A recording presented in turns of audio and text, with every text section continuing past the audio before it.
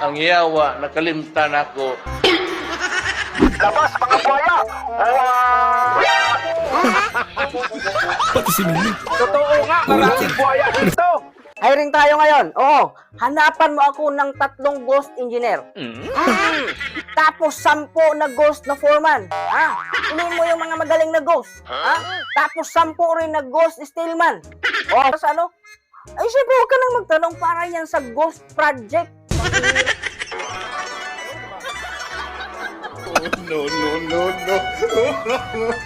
Ito naman.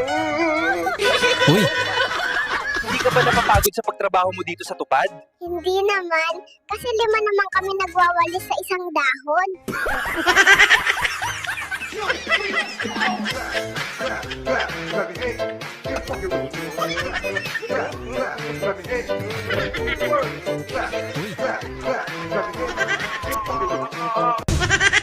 Talaga? 500. It naman 500k. 500? Yeah. Sure na yon. Sure na. Pililing. ang dami naming natira, guys. Guess the bill. Hindi na natin naubos. It nang mahula natin eh. 759,000. Shit. Nagpapanik ako, shit. Nanginginig ako sa ito. Bariya. Bariya. Sorry. Kami na to. Hindi lahat ng demonyo nasa impyerno. Yung iba, nasa. Wala, nagbibideo lang ako eh. Kumalat po sa social media ang bagong Darna. Ayos na yung sinibak pala to na diwata.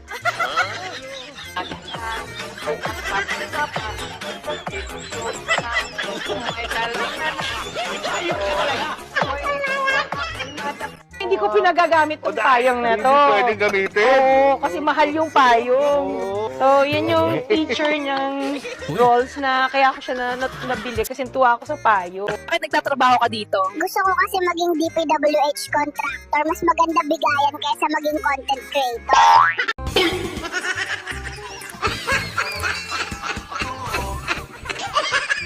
Alright, welcome back to my channel! How is your life over there mga guys? And today, patuloy tayo sa ating mga tawanan dyan.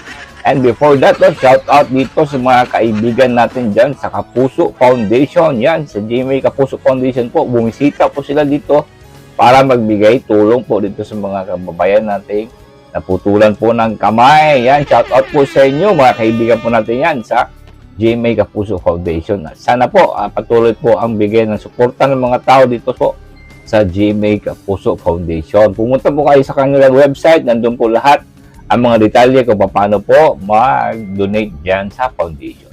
Alright, nabuhay kayo dyan. Alright, patuloy tayo mga guys dito sa ating tawanan. Unahin natin ay shoutout nga pala sa mga anak ng mga politiko. Naku po, itong si Claudine ko, no, makakapal ng mukha.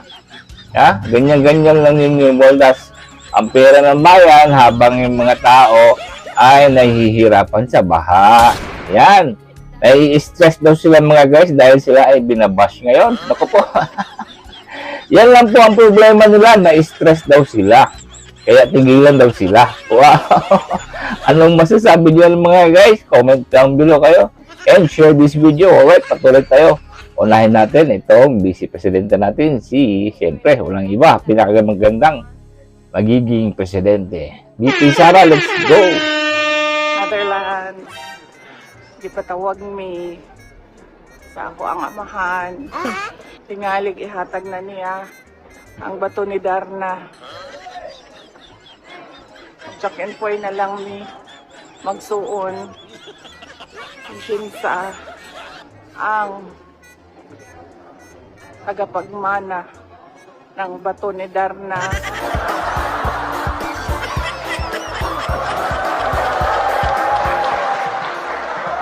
Tagaan mo og surprise guys ha.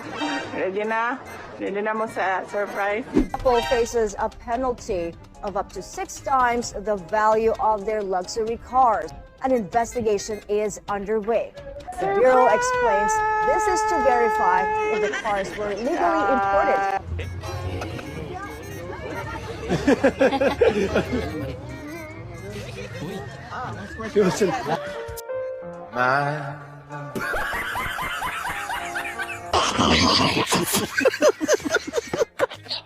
Oo. Hindi ba si Larry Gadon palagi niya sinasabi, bobo kayo eh.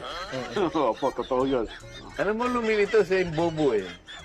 Kaibigan ko ito eh. Totoo po, totoo. Ay, napatunayan ko na bobo siya. Paano ka nagkaroon ng lisensya? Paano ka naging quadruple eh? At lalong mahalaga, paano ka nasama sa 15? Gumawa na tayo ng flood control plan. O ngayon gumawa ka na naman. Ano ba talaga yung totoo? Baka hindi ka makauwi sa araw na ito. Nagsisinungaling ka na naman eh. Ang sinabi ng Pangulo, kasama ka sa 15. Meron akong hawak na martilyo rito, sinasabi ko sa'yo. Philippines is so corrupt, it's so lousy, that if you kill all congressmen, senators, and the president, we will have a new day. Kanabang mangawat sa tindahan, madakpan man. Nga, ang kanang nangawat minilyon, hindi man madakpan. Punta mo na. Sa Pilipinas, pag antibiotics, pandesal, ang nanakawin mo, sigurado huli ka. Pero pag nagnakaw ka ng malaki, magiging congressman ka. Pag mas malaki ninakaw mo, magiging senador ka. Ayaw, di ba? Una kami naggawa private, mga private Mga private po, bahay. bahay. Pero kasi walang kita sa ganun kasi walang kita sa ganun kasi kaya sabi namin ang hirap nito, doon na lang tayo sa City Hall no time na yun. Saan mo planong pag-aralan si Baby Blue? Plano ko sa DPW Hub University. Anong course ang gusto mo para kay Baby Blue? BS Contractor, Major in Flood Control. Kasi hindi naman ako nag-aaral ng engineering talaga. At actual experience talaga natutunan ko. Aba, natututo na ako sa mga foreman ko. No.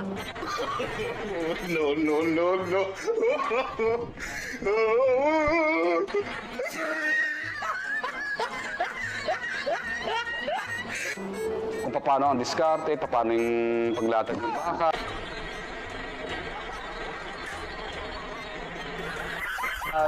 Paano lahat. Minsan nga, sila, yung mga foreman, minsan magagaling pa mas sa mga engineer. Yung mga engineer kasi magagaling talaga sa libro yan.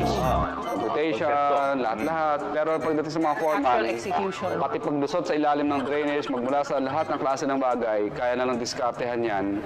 Na kahit minsan di na nga nagbabasa ng plano, kung Mao di ay walay bakal, wa may basa-basag plano. ano yung pagsuksok ng bakal. Gani bakal no. Mas aman tamahimong kontakto sa DPWH ani ay. Kamusta na ngayon ang sitwasyon dyan sa bagong bukas na Contractor Institute dyan sa ibang bansa? Yes, Jiggy. Alam mo, unti-unti na silang natututo no, sa mga diskarte kung paano pumaldo bilang magiting na contractor. Sa katunayan, Jiggy, nasa actual phase na sila. No? Dito sa cement mixing area, ay tinuturoan sila kung paano maging malabnaw ang timpla ng semento. Yung iba naman ay nandito sa concrete iron area, no, ay tinuturoan sila ng diskarte kung paano maglagay ng mga maninipis na bakal, Jiggy. Every 3 p.m. naman ng hapon ay tinuturoan sila kung paano mag-compute ng kickback sa kanilang mga projects, Jiggy.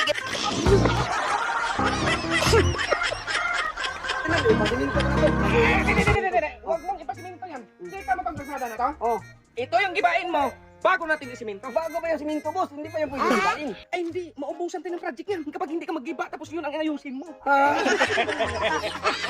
Ninanakaw ka, tinatago mo yung mga ninanakaw mo. Pero ngayon, pinagyayabang na nila yung mga ninanakaw nila. I would like to thank my dad for always being there and for being my never-ending ATM machine. Only in the Philippines lang talaga. Pa, pwede mo ba pagasan yung eroplano ko? Yung 300-seater.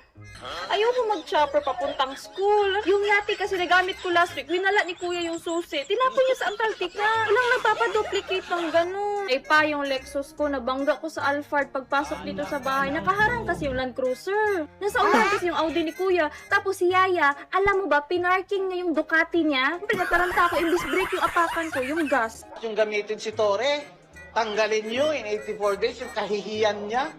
Oh, hindi gawin siyang sekretary ng DILG. Palitan mo niya.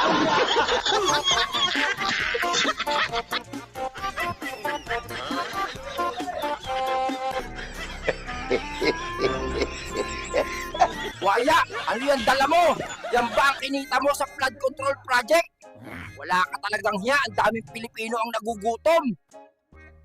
Di maramihan. Ganun ba? Kahit konti lang. Oo. Kasi pagka yung kaibigan, yung matitino, masasandigan mo yun. Tsaka hindi ka ililigaw nun. Eh, marami kang kaibigan. Puro contractors naman.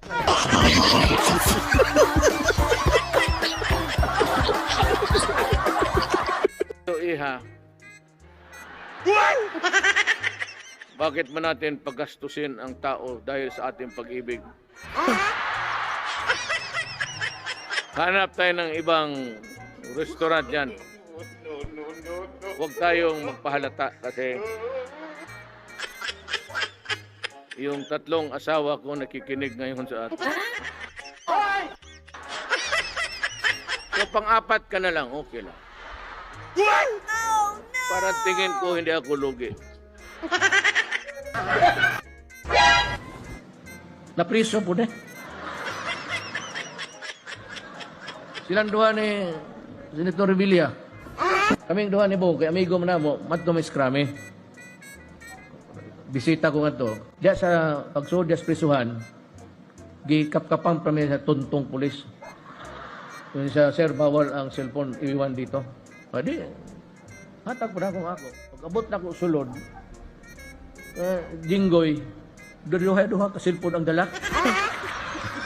Pati sa klase ang prisuhan. Pinaiwan yung cellphone kasi bawal. Kayo, ikaw, sige kagtawag o babae na. Ayan, Tatay Digong, palakpakan ng Tatay Digong mga guys, nakakamiss talaga. Yan, ito po sila mga kakapatid mga guys, dyan sa The Hague. Sabi nga ni BP Sara, baka ibigay na ni Tatay Digong yung bato ni Darna. Ibang klase din ito si BP Sara mga guys, no? May sarili talagang high level pa rin yung sense of humor ng Inday Sara, no? Katulad talaga ito sila ni Tatay Digong. Yan ang magandang abagan, no? Pag presidente na po si BP Sara. At nako, maraming tawanan siguro talaga dyan sa mga speech niya, no? Yan ang abangan natin mga guys. Kaya mabuhay po kayo mga Duterte. Sana makuha po ninyo ang bato ni Darna dyan kay Tatay Digong. Shout out to you. Alright mga guys, shout out sa mga lahat nag-comment dyan. Alam nyo kung sino kayo. And shout out dyan sa mga gustong magpakulay. Namimiss ko na po kayong i-shout out. Oo, natagal po tayo nag-upload mga guys dahil ako po ay nagtrabaho bilang driver po. Siyempre, hanap buhay muna tayo. Yan po yung trabaho ko sa rent-a-car driver po ako. Yan po mga guys natin.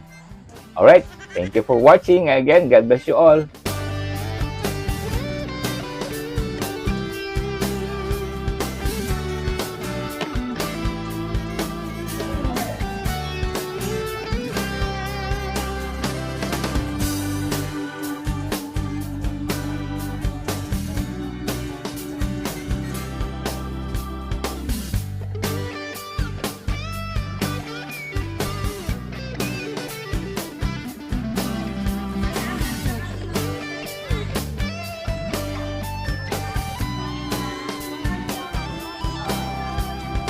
Ano masasabi mo? Shoutout ako sa mga kalaban ko dyan. Papatikimin ko na kayo ng kamao ko. Uy,